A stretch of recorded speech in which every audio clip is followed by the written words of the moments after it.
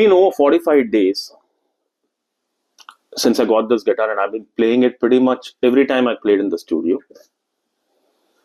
I got delayed in making this video because I was on a road trip promoting Arowana AudioGlyph, and there was some work in my studio which was happening. But before we get into this guitar, there are two things which I wanted to be upfront, which really hit me when I picked up this guitar. Number one, this guitar came with the best setup in any guitar that has walked in through my studio, including Gibson's. I don't know whether Procraft set it up this way or it came from the Hex factory that way. I don't know. But it had the best setup. Lovely action, beautiful fret dressing, spot on intonation, very high quality strings. Everything was perfect, and still with the original strings I have not changed it. And the second thing is I just strummed randomly to show you the way it rings. I have played original Gibson ES. I have played the Epiphones. I played the PRS, semi-hollows. I have the DJP 1000 here with me. This rings out. So these are the two things that I want to really bring forth before you even start the review. And as usual with every review, let us go have a look at my pedal board, how I'm recording the guitar, so that the sound you hear post that, in the audio sample, gives you a clarity on, how I recorded the guitar, so that it, gives you kind of a, feel for, how what kind of effects have gone into it.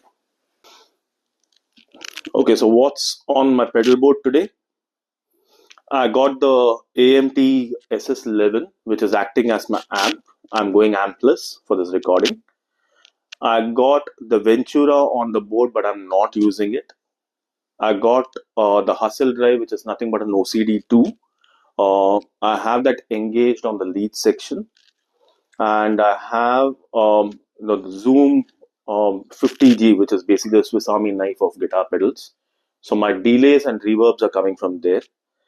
And all of that is powered by Arowana AudioGlyph Phantom Pro 912. I'm using 912 instead of the 911 because I'm using the AMT, which requires a 12 volt.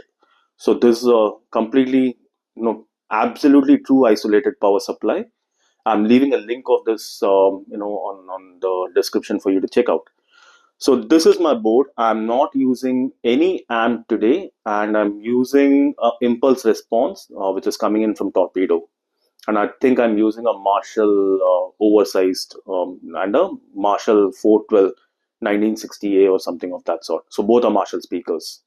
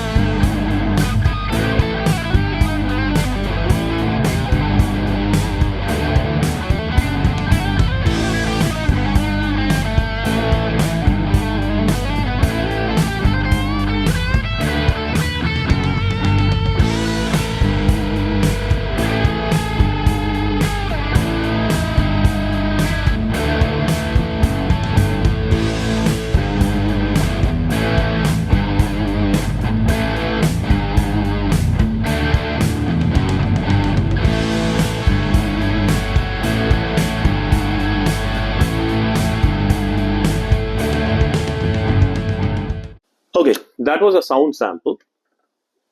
And I also got a couple of comments, and I posted a shots of this video, compared this to the DJP 1000. So we'll also do a shot sometime during the video of both these guitars side by side, so that you can see the similarity and the differences, get a visual gauge. We'll be doing a future video on that.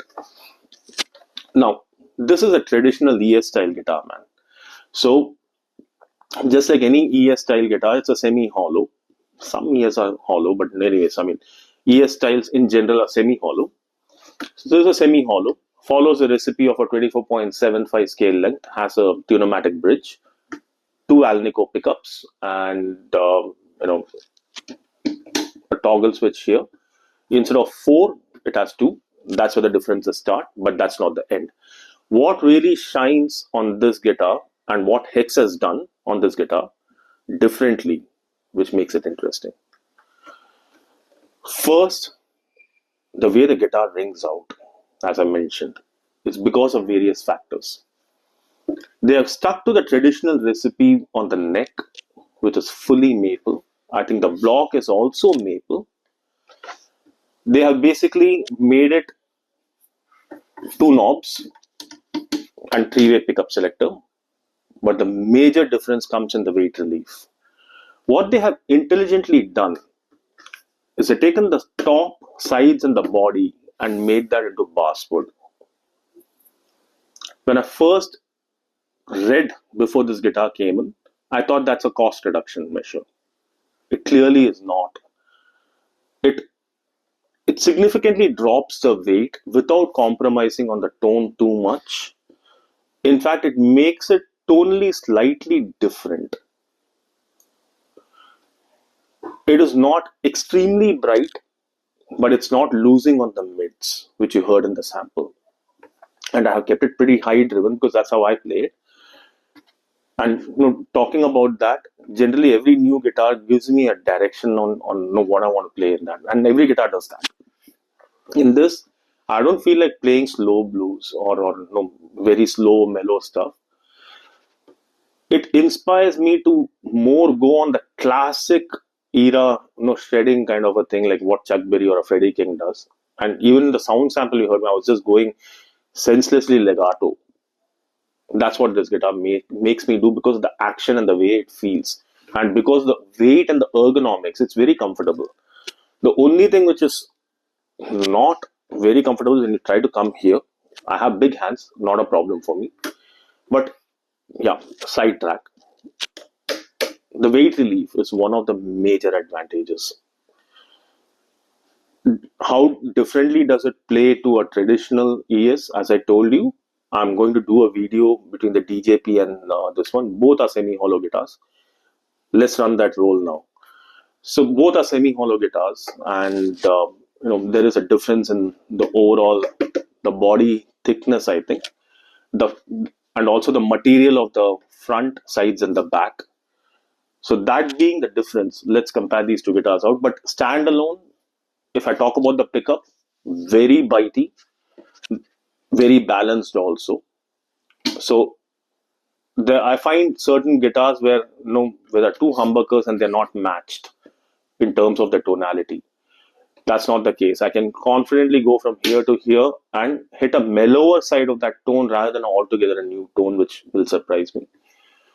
How well does it take drive? You heard it. I was pretty cranked up. How well does it sound clean? It sounds sweet, but I'm not a clean player. What else? The looks. It's a looker, man. Look at this guitar. It has a satin red. So it kind of gives you a very nice look, whether you're playing on the stage or on a cam or something of that sort.